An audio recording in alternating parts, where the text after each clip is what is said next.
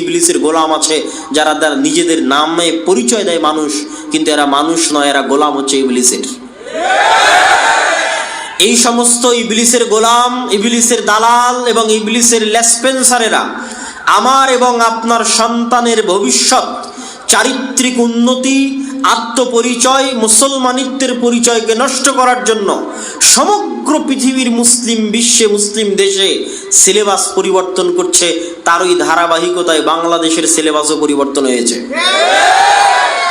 এবং বাংলাদেশের সিলেবাসে সবচেয়ে দুঃখজনক, সবচেয়ে কষ্টদায়ক যে বিষয়টি অন্তর্ভুক্ত হয়েছে, যেটা ভাবলে শরীর শিউরে ওঠে, যেটা ভাবলে মনে হয় যে আমাদের পূর্বপুরুষরা কি লক্ষ্য নিয়ে, কি উদ্দেশ্য নিয়ে, কি আশা নিয়ে এই মানচিত্র আমাদেরকে দিয়ে গেছিলেন, সেটার সাথে আমরা কতটা বেঈমানি এবং কতটা নিমক হারামি করেছি এবং করছি, সেটা ভাবলে আফসোস হয় এবং গা শিউরে ওঠে। একটা হচ্ছে হারামেরও একটা লেভেল আছে, হারামের একটা কোয়ালিটি আছে।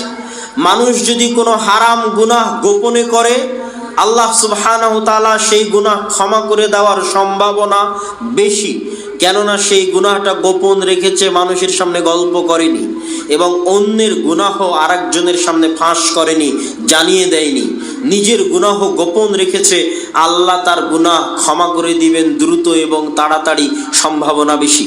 কিন্তু মানুষ যদি গুনাহ প্রকাশ্যে করে, আলানিয়াহ করে, এবং শুধু প্রকাশ্যে নয়, সেই গুনাহকে যদি মানুষ সিলেবাসের অন্তর্ভুক্ত বানিয়ে দেয় যে প্রত্যেক মুসলমানের সন্তানকে স্কুলে ভর্তি হওয়া মানেই তাকে নাচ শিখতে হবে, প্রত্যেক মুসলমানের সন্তান স্কুলে ভর্তি হওয়া মানেই তাকে গান শিখতে হবে, এই যে একটা গুনাহকে সমাজের এমন একটা লেভেলে নিয়ে যাওয়া, যে একটা সিলেবাসের অন্তর্ভুক্ত করে দেওয়া প্রকাশ্যে আলানিয়া, এটা আল্লাহ সুবহানাহু তাআলার গজব আসার কারণ এবং মাধ্যম হয়ে যেতে পারে।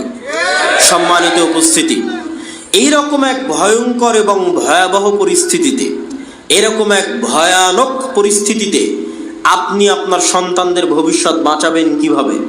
আপনাদের ভবিষ্যৎ প্রজন্ম বাঁচাবেন কিভাবে?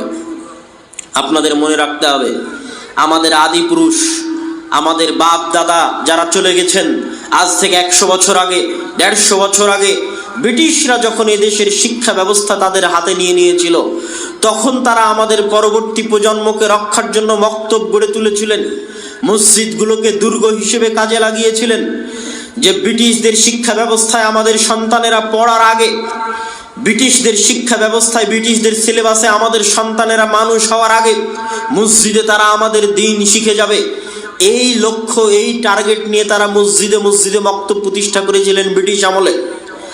আজ আবার সেই দিন ফিরে এসেছে, আজ আবার সেই যুগ ফিরে এসেছে। আজ যদি আপনারা মসজিদে মসজিদে মক্তব প্রতিষ্ঠা না করেন, প্রত্যেক মুসলমানের সন্তানের মৌলিক দ্বীন শিক্ষার ব্যবস্থা নিশ্চিত না করেন, আমি মনে করি এটা এখন ফরজ। এটা হচ্ছে মাসলিহাতান নাস, উম্মাহ মুসলিমার মাসলিহার জন্য, স্বার্থ রক্ষার জন্য প্রত্যেক মসজিদ কমিটির উপর ফরজ, প্রত্যেক এলাকার মানুষের উপর ফরজ যে তারা নিজ নিজ মসজিদে মক্তব শিক্ষা ব্যবস্থাকে চাঙ্গা করবে, শক্তিশালী করবে। কেমন শক্তিশালী করবে, কেমন চাঙ্গা করবে? যেমন তার মসজিদের অবকাঠামো শক্তিশালী আছে, তার চেয়ে বেশি শক্তিশালী করবে তার মসজিদের দ্বীন শিক্ষার ব্যবস্থাকে।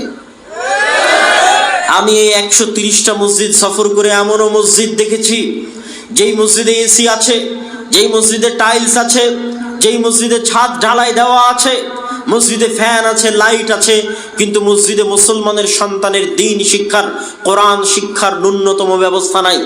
তখন আফসোসে, কষ্টে, দুঃখে আমি তাদেরকে বলতে বাধ্য হয়েছি যে আপনাদের এই মসজিদে মক্তব চালু করা, কোরআন শিক্ষার ব্যবস্থা করা এতখানি ফরজ। যদি আপনাদের অর্থের সংকট হয়, টাকার সংকট হয়, তাহলে মসজিদের এসি খুলে বাজারে বিক্রি করে মক্তব চালু করেন।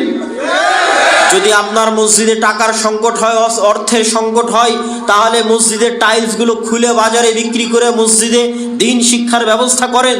মসজিদের ফ্যান লাইট খুলে বাজারে বিক্রি করে মসজিদে দ্বীন শিক্ষার ব্যবস্থা করেন। উন্নতি মানে জ্ঞানে উন্নতি, উন্নতি মানে শিক্ষায় উন্নতি, উন্নতি মানে কখনো বিল্ডিংয়ে উন্নতি নয়, উন্নতি মানে কখনো রাস্তাঘাট ব্রিজ কালভার্টে উন্নতি নয়। যদি রাস্তাঘাট ব্রিজ কালভার্টে উন্নতি হতো তাহলে আজকে দুবাই পৃথিবী শাসন করত, তাহলে আজকে সৌদি পৃথিবী শাসন করত। কিন্তু দুবাই সৌদি পৃথিবী শাসন করে না, পৃথিবী শাসন করে আমেরিকা এবং ইউরোপ। কেন?